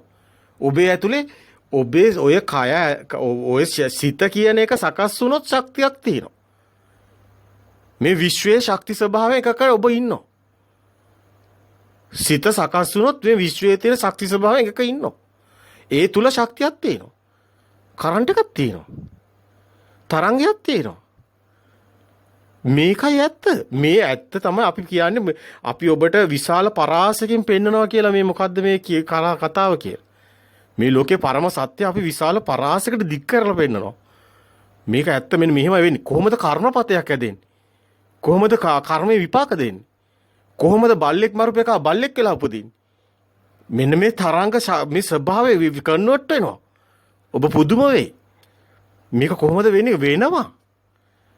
ඔබේ සිතේ උපදින ඒ සිතුවිල්ලමයි මේ සියල්ලට හේතුව. සිතුවිල්ල තමයි අර ඩයිනමෝ වගේ විදුලි බලාගාරයේ කරන්ට් එක වොට් 1000 වොට් 33000 හදනවා නේද? අර දෙනව නේද? පාරට එවනව නේද? ඒ වගේ තමයි ඔබේ සිතුවිල්ල. ඔබේ සිතුවිල්ල වෛරයේද, ද්වේෂයේද, මෝහයේද, ආදරයේද ඔක්කොම එහෙමයි. සියල්ලම එහෙමයි. සිතක් උපදුනා නම් ඒ සිතේ තියෙනවා නැවත සසර හදන එක. සිතක් ඒකයි කියන්නේ සිතෙන් මිදුණු තැන තමයි තියෙන්නේ. මේ සිතින් මිදුණු තැන තමයි ඔබට ලෞතුරු සුවේ තියෙන්නේ. මේ සිත තියෙන තැන තියෙන ගින්නක්. ඒ ගින්න ඔය ශක්තියත් එක්ක බැඳිලා තියෙනවා. මේක ඊටාම සිවුණුයි. මේ ශක්තිය උපදින තැන තමයි ඩයිනමෝ වගේ තමයි නාම රූප විඥාන. නාම රූපට යන්නේ ධනරින කියන ද්වේතාව බුදුන් වහන්සේ ද්වේතානුපස්සනා සූත්‍ර පෙන්නන අජ්ජත් බයිද්ද නාම රූප මේ සේරම එකම කතාවක් කියන්නේ. ඒක කැරකුණොත් මොකද වෙන්නේ? චිත්තේ උපදිනවා. අන්න ශක්තිය උපදිනවා. සිතේ කියලා අපි හිතන්නේ සිතුවිලි කියලා නෑ. සිතුවිලි මේවා ශක්තිය. ඔබට පුළුවන් තව කෙනෙක්ට මහා සිතුවිල්ලක් තුලින් ගහන්න මහා ප්‍රබල ශක්තියක් එනවා. හැබැයි ඒ සිතුවිල්ල නැති වුනහම එහෙම ශක්තියක් නැහැ. ඒකනේ කියන්නේ අර නිවිලා ඉන්නවා කියලා. ඒකනේ නිවීම කියන්නේ. ඒකනේ නිවන කියන්නේ. දැන් ඔබ දන්නවා නිවන කියන්නේ මොකද්ද කියලා. ඔන්න ඔකතරයි නිවන තියෙන්නේ. නිවන තියෙන වෙන කොහෙවත් නෙමෙයි සිත තුලමයි. සිතින් මිදුණු තැන නිවනයි. ඒක අපි මේ මහා නිදාන සූත්‍රයේ ඊටාම ගැඹීර අර්ථයකින් අපි ඔබට ඉදිරිපත් කරන්නේ. අපි ඉස්සෙල්ලා අපි බලමු මේ පිටකයේ තියෙන කතාව. එතකොට ඔබට ඒ ටික පැහැදිලි වෙනවා. එතාවතාකෝ ආනන්ද ජායතවා ජීයතවා මියේතවා ඡයේතවා උපජ්ජත්වා එතාවතා අදිවචන පචෝ එතාවතා අදිවචන පතෝ එතාවතා නිරුත්තිපතෝ එතාවතා පඤ්ඤප්තිපතෝ එතාවතා පඤ්ඤාවචරං එතාවතා වට්ටං වට්ටති ඉත්තත්තං පඤ්ඤාපනාය යදිදන් නාම රූපං විඥානං. දැන් ඔබට මේ වචන ටිකේ හරි ප්‍රබල සැර ගතියක් තියෙනවා පේන්නේ නැති. අදි වචන කියන එක. ඊටාම සියුම් මේ දන්න කෙනා දන්නවා දැන් කියනකොට. පඤ්ඤාතිපතෝ ප්‍රඥාප්තිය හැදෙන්නේ මේකෙන්. අදි වචනේ එන්නේ මේකෙන්. නිරුත්තිපතෝ ඔය වචනවල තියෙන නිරුත්ති කියලා අර්ථ තියෙන ඒව එන්නේ මේකේ. පඤ්ඤාවචරං වට්ටං වට්ටති දියසුලියක් වගේ මේක කැරකෙන්න පටන් ගන්න මෙතනින්. වට්ටයක් හැදෙනවා කැරකෙන්න ගන්නවා. ඔය කියන්නේ කතාව. ඉත්තත්තං පඤ්ඤාපනාය යදිදං නාම රූපං විඥානං. මේ සූත්‍රය ඇහෙනකොට ඇත්තටම අපිට දන්නේ නැහැ කියන්න අපි මේ පෙර මේවා අපිට ඇහිච්ච බවයි අපිට දැනෙන්නේ. අපිට දැනෙන්නේ මේ ශරීර කූඩුවට ඇවිල්ලා මේක දැන් මේ ඇහුවා කියලා නෙමෙයි. අපිට දැනෙන්නේ අයියෝ අපි දීර්ඝ කාලයක් මේවා අධ්‍යයනය කළා වගේ. අපිට දැනෙන්නේ අපි දීර්ඝ කාලයක් මේවා අධ්‍යයනය කළා හොඳට දන්න අය විදිහට තමයි දැනෙන්නේ. මේක මට ඇහෙනකොට මට දැනුනේ එහෙමයි.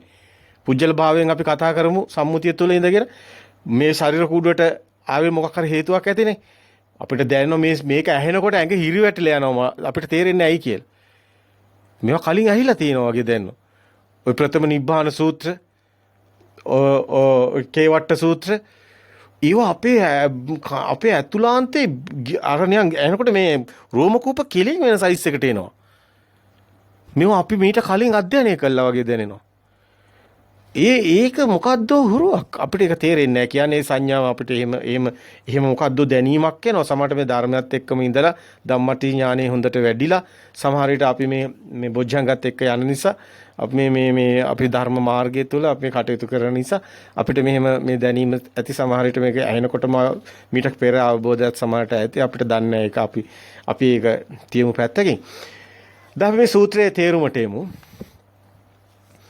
එතවතකෝ ආනන්ද ජායතවා ජීයතවා. ආනන්දය මේ තාක් දුරට කෙනෙක් උපදින්නේ හෝ මරණේ. දැන් කෙනෙක් උපදින්නේ මැරෙන්නේ කොහෙන්ද? නාම රූප විඥාන වලින්. ආනන්ද මේ තාක් දුරට කෙනෙක් උපදිනේ හෝ දිරනේ. එතවතකෝ ආනන්ද ජායතවා ජීයතවා. දැන් අපි හිතන් ඉන්නවනේ මේ ජාතිය මව් කුසේ ඉඳලා එතනට දාලා රූපයක් දාලා එතනින් සම්මුතියක් දාලා මෙතනින් කය පොළොවට පස්සෙන් මරණයක් දාලා නිතන් ඉන්නේ. මොග පුරුෂයෝ කියන්නේ ඒකයි මෝඩයෝ. එහෙම මරණයක් නෙමෙයි මේක. මේක ඊට වැඩිය බොහොම සසරක් ගැන අපි හිතලා විසඳුම් දෙන එකක්. මේ එහෙම එකක් නෙමෙයි. මේක ඊට වැඩිය අතිගාම්භීර කතාවක්. මේක කෙනා උපදින්නේ සිතක් උපදින තැනයි. පුංචි දරුවා මේ ලෝකේ බිහි වෙනකොට මේ ලෝකේ ගැන දැනගෙන ඉන්නවද?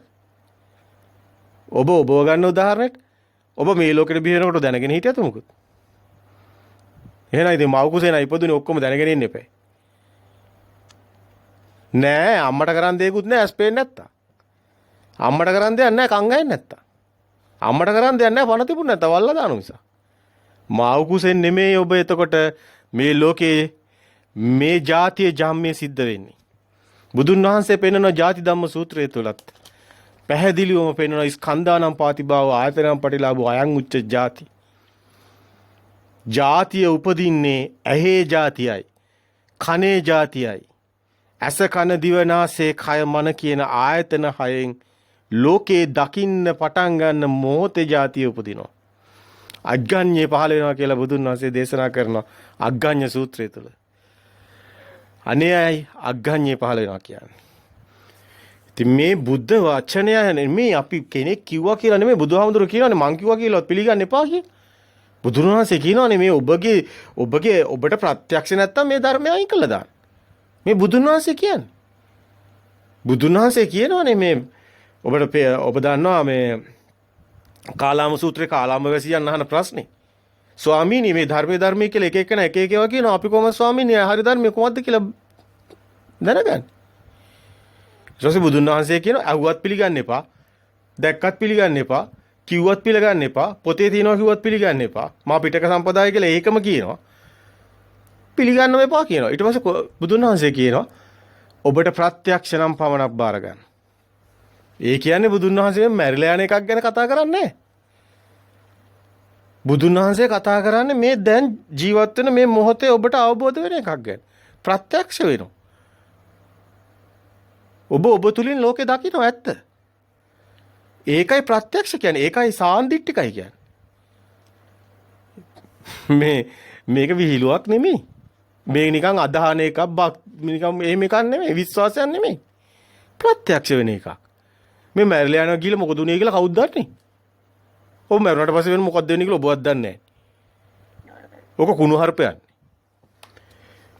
ඉතින් ඒකෙන්ම තේරෙනවා එතවතකෝ ආනන්ද ජායතවා ජීයතවා.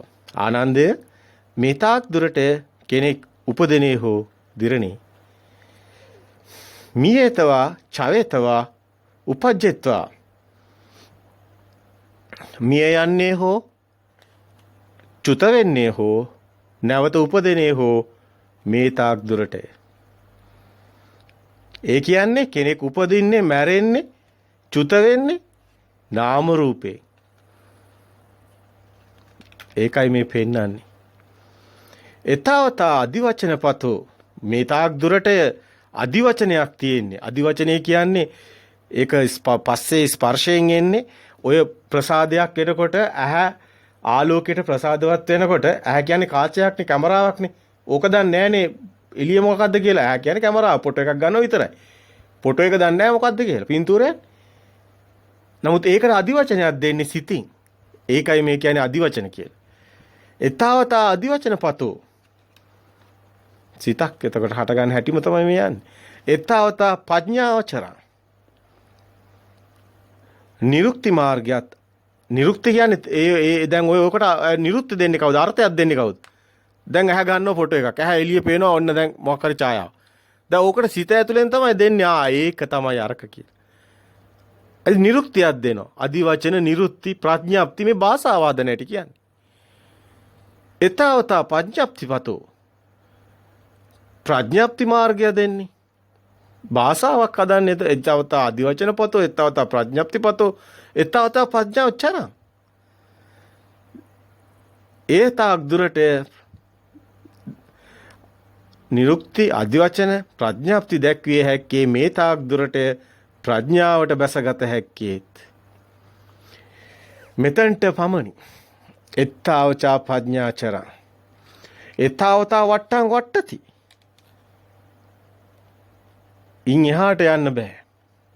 ප්‍රඥාවට බැසගත හැක්කේ මේ දෙක අතරට පමණි. මෙතකින් ආනන්දය වට්ටයක් කරකෙන්නේ.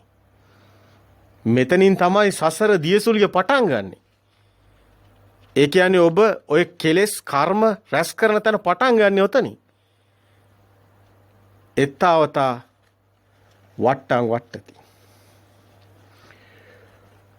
මේ තාක් දුරට ආනන්දේ වට්ටයක් කරකෙන්නේ. දියසුලියක් කරකෙන්නේ. මොකක් අතරද මේ කියන්නේ? නාම රූපයත් විඥානයත් අතර. යදිදා නාම රූපං විඥානං. නාමය කියන්නේ සිත පැත්ත. බාහිර රූපයට ගැට ගන්න එකයි රූපේ කියන්නේ. නාම රූප ගැට ගැහෙනවා. ඒකට ගැට ගැහුනොත් සිතක් උපදිනවා. දැන් මේ අපි උදාහරණයක් ගත්තා. ඔබ සිත කියලා ඇතුලේ දෙයක් නැහැ. සිත ශරීරයේ ඇතුලේ තියෙන එකක් නෙමෙයි කියලා අපි එතනින්ම පෙන්නවා. ඒකට එළිය ආලෝකයක් නැත්තම් කොහොමවත් ඔබට පුටුවක් පේන්නේ නැහැ.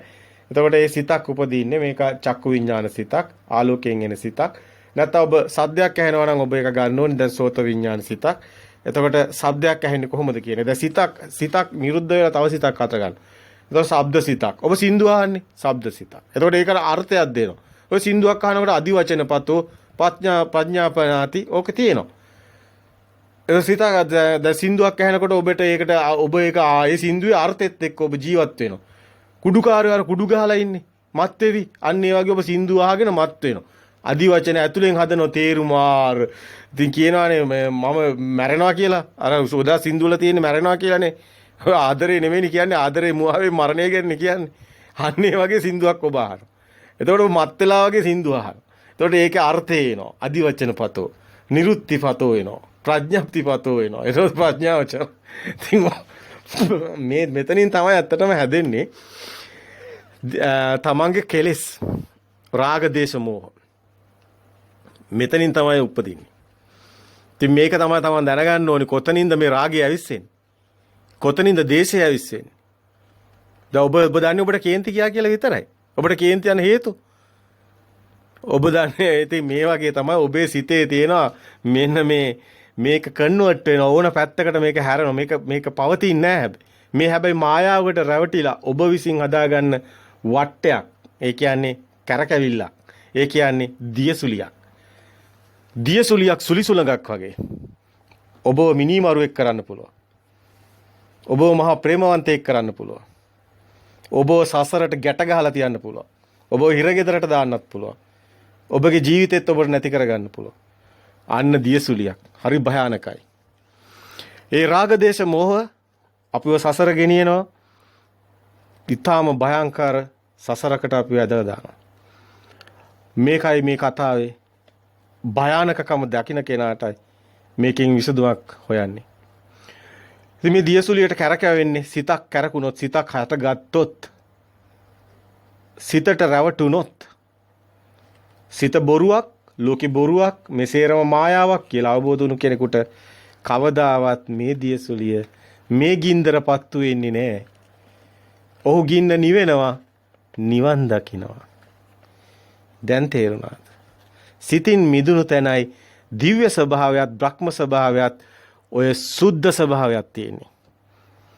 ඔය සුද්ධ කියලා කියන්නේ ඔය සිත සුද්ධ වෙලා යනවා. ඇත්තම කිව්වොත් ඔය තේරුම තියෙනවා. ප්‍රභාස්වරං චිත්තං කියන තැනට එනවා. ඒකේ කෙලෙස් නැහැ. ඒකේ රාග දේශ මොහ නැහැ. මෙන්න මේක මේ වචන ටික සේරම එකතු කරාම පෙන්වන්නේ කෙලෙස් ඇද නැහැටි. නාම රූපයත් විඥානයත් අතරයි සලායතන ලෝකයේ කැරකෙන්නේ ඒකයි දියසුලිය කියන්නේ.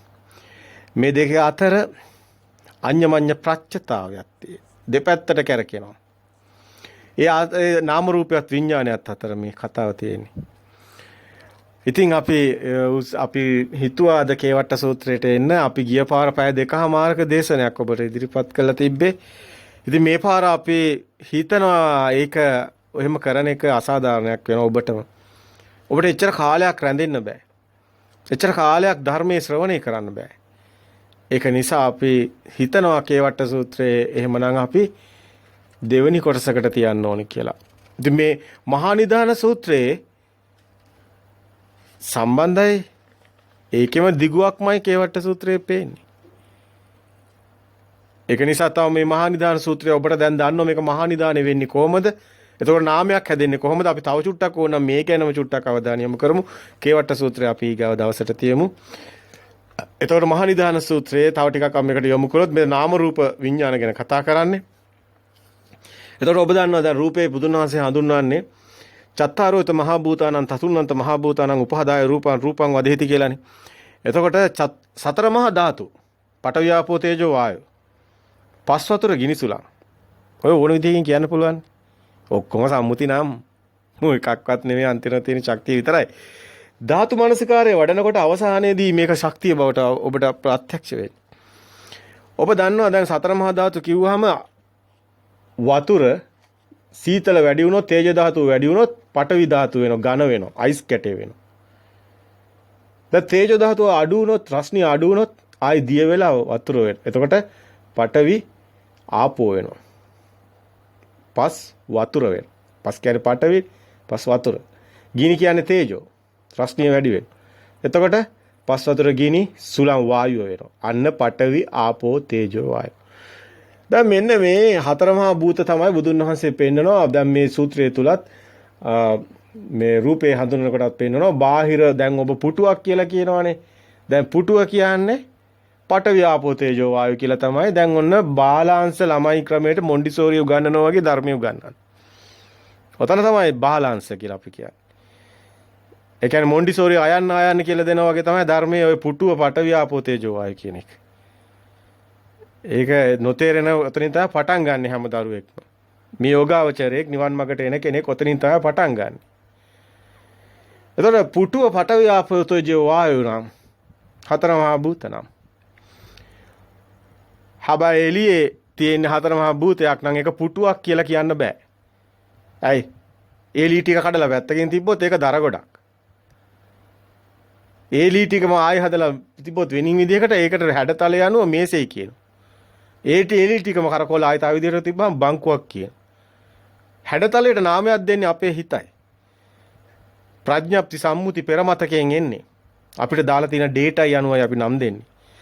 සුද්දෙක් කියලා උපදින ඇමරිකාවේ අපි කියන්නේ ඇමරිකාවේ පුංචි දරුවෙක් ඒ තින්නවනේ මිනිස්සුනේ. ඒ මිනිස්සුන්ට තියෙන සම්මුති ප්‍රඥප්ති නාමයන් වෙනස්. ඒගොල්ලෝ එක එක නම් කියනවා ටේබල් කියනවා චෙයා කියනවා ඉතින් ඒ නම් අනුව. දැන් ඒ ඩේටා දාන්නේ කවුද? ඉපදුණු දරුවා ඩේටා අරන් එනවද? නැහැ. මෙහෙ ඉපදුණු දරුවෙක් ඇමරිකාවේ දෙමව්පියන් ගාවට දුන්නොත් ඒ දරුවට දෙන ඩේටා අනුව තමයි ඒ දරුවා කතා කරන්නේ. ඩේටා තමයි සම්මුති නාමයන්. නාමයයි රූපයයි ගැට ගැහිලා තමයි සිතුවිලි පහළ වෙන්නේ. දැන් ඇමරිකාවට අපි කෝල් එකක් දීලා එහෙන් අපිට කිව්වොත් අපි මෙහෙන් ඒ ඡායාව හදා ගන්නවා.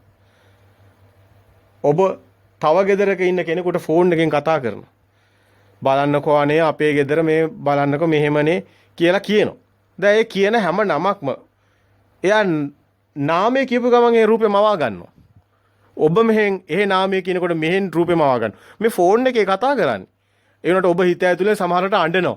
හානේ ඇත්තද යා මැරුණාද පවුනේද කියලා අඬනවා. එතකොට ඔබ ඇතුලේ රූපයක් හදාගෙන අඬන්නේ.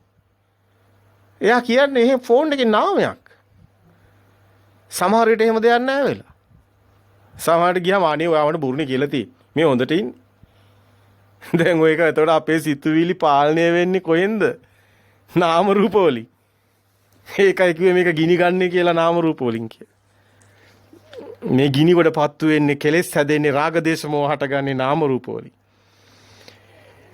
දැන් රූප හැදෙන හැටි අපි කිව්වා හතර මහා භූත ওই විදිහට දැන් අපි කිව්වනේ. දැන් අපි නාමය කියන්නේ මොකද්ද බුදුන් වහන්සේ පෙන්නනවා. වේදනා සංඥා චේතනා පස්ස මනසිකාර නාමය කියලා. එතකොට විඳීම් හැඳිනීම් දැනගැනීම වේදනා සංඥා චේතනා පස්ස මනසිකාර නාමය කියලා පෙන්නනවා. හැබැයි මෙතන ඔබට කියන්න තව කතාවක් තියෙනවා. රූපය හඳුන්වනකොට චත්තාරෝච මහා භූතානං තතුන්නන්ත මහා භූතානං උපාදාය රූපං රූපං වදේති. උපාදාය රූපයක් හටගන්නේ සිතකයි. ඒකයි කිව්වේ සම්මුති නාමයයි රූපේ වෙන්නේ කියලා. බාහිර තියෙන දේ නෙමෙයි ඔබ දන්නේ ඔබේ හිතේ තියෙන රූපේ ගැනයි. ඒකයි ඇත්ත. අපි ඒක තමයි අපි ඉදිරිපත් කරන්න ගියේ ප්‍රායෝගික පැත්තෙන් දැන් අපිට පැය 4-5ක් යනවා. ওই ටික හරියට අපි කියන්න ගියොත් අපි ඒක නිසා අපි මේ පොඩ්ඩක් කාලේ ගැන හිතනවා මිනිස්සුන්ට අමාරුයි කියලා තේරෙනවා. ඒක නිසා අපි බොහොම පිළිවෙලකට ටික ටික තමයි අපිට ඒක කරන්න වෙන්නේ. ප්‍රායෝගික පැත්ත ඊටාම වැදගත්. ප්‍රායෝගික පැත්තේ කතා කරන ඒවා තමයි මේ අපි දැන් කතා කරේ ටිකක්. ප්‍රායෝගික පැත්තෙන් තමයි ගොඩක් අපිට කතා කරන්න ඕනි. නැත්නම් මේවා සෛද්ධාන්තික සිද්ධාන්ත එන්නේ සූත්‍ර පැත්තෙන්. දැන් ප්‍රායෝගික පැත්තෙන් ගත්තොත් ඕක තමයි රූපේ කියලා කිව්වත් ඒක හැදෙන්නේ හිතේමයි. බාහිර දෙයක් නෑ. ඇත්තටම නිවන් දකින්න කෙනාට බාහිර ලෝකයක් හම්බ වෙන්නේ නෑ. චිත්තේන නියති ලෝකේ සිතේමයි සියල්ලම තියෙන්නේ. ඉතින් නාමය හැදෙන්නේ සිතේමයි. ඒකයි විඳීම් හැඳිනීම් දැන ගැනීම. දැන් පුංචි දරුවෙක් මේ ලෝකේ ඉපදුනා කියලා හිතන්නකෝ. දැන් ඔන්න ඒ දරුවා ඉපදෙලා ඔයා දෙනවා බෝලයක්. දැන් මේ දරුවා දන්නේ නැහැ බෝල දන්නේ නැහැ මුකුත් දන්නේ නැහැ. දරුවට කතා කරන්නත් බෑ. මේ දරුවා දවක කරකවනවා. ඊට පස්සේ ඉඹලා බලනවා. දිව ගාලා බලනවා. ඔබලා බලනවා. දැන් අයි මෙහෙම කියන්නේ. ඉඹලා බලනවා කියන්නේ සුවඳ බලනවා. දිව ගාලා බලනවා කියන්නේ රස බලනවා. කරකවල බලනවා කියන්නේ මේ දරුවා බලනවා මේක කයෙන් ස්පර්ශ කරලා. කය, ගන්ධ, ජීවහා දැන් පාට බලනවා ඇස් දෙකෙන්. මේක රවුම් කැරකෙනවා. හැඩේ බලනවා. කනේ මේක ඊට පස්සේ බලනවා තට්ටු කරලා සද්දේ. දැන් මේවා තමයි මෙයා හඳුනගන්නේ මේ මොකද්ද කියලා ඇස කන දිව නාසය වෙන කොහොමද මේ පොඩි දරුවා හඳුනගන්නේ? ඊට පස්සේ පොඩි දරුවාට hina දැන් පොඩි දරුවා පොඩි චේතනාව සකස් වෙනවා. මොකද? ඊට යනවා මීට යනවා ඒක සෙල්ලම් බඩුවක් වගේ එන ඔලුවට. ආ දන්නේ. හැමෝත් එයා ඒක ඉන්නවා කරකෝ. සමහර විට මැණික් ගලක් දුන්නත් එයාට ඒක අගයන්නේ නැහැ. ඕක තමයි කරන්නේ. එයා ඒ වටිනාකම් දන්නේ නැහැ. එතකොට දැන් මේ පොඩි දරුවාගේ වැඩේ දැන් ඔබට වෙන්නේ ඔබ ඉපදිච්ච දවසේ ඉඳලා දැන් ඔබ එන හැටි මේ කියන්නේ. දැන් ඔතන තමයි නාමය උපදින්නේ. කොහොමද? ඒ පොඩි දරුවා කරකවලා බැලුවේ ඒ ආයතන ටික තමයි. ඇස, කන, දිව, නාසය, කය මේ ආයතන හරහා තමයි මේක හඳුනගන්නේ. ඒකයි සලායතන කියලා මේකේ වැදගත්කම.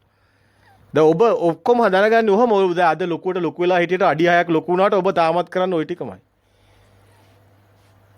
අර තනි අතට ගන්න පුළුවන් අර අත් දෙකට ගත්ත පුංචි දරුවා අද අඩි 6ක් උස ගියත් ඕකම තමයි කරන්නේ. දැන් ওই දරුවා විඳීම් ඒ දරුවගේ තියෙන සංඥා මේක කරකවලා රස බලලා දිව බලලා ගාලා බලලා බලන එක. ඊට පස්සේ දරුවා එක චේතනා අන්නේ දරුවාට මනසට සිතුවිල්ලක් පහළ වෙන පොඩි හිනාවක් යනවා කියලා අපි කිව්වේ. සෙල්ලම් බඩුවක් වගේ අන්න මානසිකාර වේදනා සංඥා චේතනා පස්ස මානසිකාර තමයි නාමයක් හැදෙන්න හේතු වෙන්නේ. ඔතනයි නාමයේ තියෙන්නේ. දැන් නාම රූප ඔන්නෝවයි. ওই දෙක එකතු වුණු තැනයි ඔය අවසානයේදී සිතුවිල්ලක් හැදෙන තැන තමයි විඥානේ තියෙන්නේ. එහෙනම් ඔබ සිතේමයි මේ නාමය හැදෙන්නේ. ඔය කොච්චර බාහිරින් ඔම මේව කරත් විඳීම් හැදිනින් දැන ගැනීම තියෙන සිතටයි. සිතේමයි රූපෙත් හැදෙන උපාදාය රූපයයි. එහෙනම් සිතේමයි නාමය රූපය දෙකම තියෙන රූප සංඥාවයි නාමය. ඒකම චිත්තේන නියති ලෝකෙම හැදෙන්නේ ක්‍රමයටයි. හැබැයි විඥානේ මායාවත් එහෙමනම් එතනමයි. හැබැයි දැන් ප්‍රශ්නේ තියෙන්නේ ඔය සේරම බොරුවක් වෙන එකයි. මායාවක්. මිරිඟුවක් කොහොමද ඇත්ත වෙන්නේ? දේ දුන්නක් කවද්ද අල්ලන්න පුළුවන්? සිතුවිල්ලක් කවද්ද අල්ලන්න පුළුවන්? සිතුවිල්ලක් කියන්නේ සිතුවිල්ලක්. ඒක අල්ලන්න බෑ. ඒකයි වාත සූත්‍රයේ බුදුහාමුදුරුවෝ පෙන්වුවේ. හුළඟ අල්ලන්න පුළුවන්ද? බෑ. අපි කියනවා හුළඟ හමනවා, ගඟ ගලනවා, ගඟක් අල්ලන්න පුළුවන්ද? බෑ. අහුවෙන්නේ වතුර ටික. වැස්ස වහිනවා, අල්ලන්න පුළුවන්ද? බෑ. අහුවෙන්නේ වතුර ටිකක්. සිත කවදාවත් ඔබට අල්ලන්නත් බෑ කියලා බුදුහාමුදුරුවෝ උපමා වලින් තමයි මේ පෙන්නන්නේ. සිත මොකද්ද කියන්නේ? සිතක් කියලා එකක් ඇත්තරම තියෙන්නේ දේ දුන්නක් වගේ එළිය පායනවා. අපි හිතනවා ඇතුලේ කියලා නෑ එළිය පායන්නේ. දැන් දේ දුන්න අල්ලන්න පුළුවන්. කවදාවත් අල්ලන්න පාට නැද්ද? පාට ලෝකෙක අපි ජීවත් වෙනවා දේ දුන්නු ලෝකෙක. ඒක මායාවක් බොරුවක්. ඒකේ තියෙන සිතුවිලි, ඒකේ තියෙනවා රාගේ, ද්වේෂේ, මෝහේ. ඒකේ තියෙන්නේ වර්ණ හත විතරක් නෙමෙයි. රාග, ද්වේෂ, මෝහය. ඉතින් මේ තමයි දිය වටේ කරගෙන හැටි පෙන්නුවේ මහා නිදාන සූත්‍රයේ නාම රූප පත්‍ය විඥානං කියන තැන හැදෙන්නේ ඔය හරහයි. එහෙමනම් අදත් ගිහිලා තියෙනවා පැයකට වැඩිය.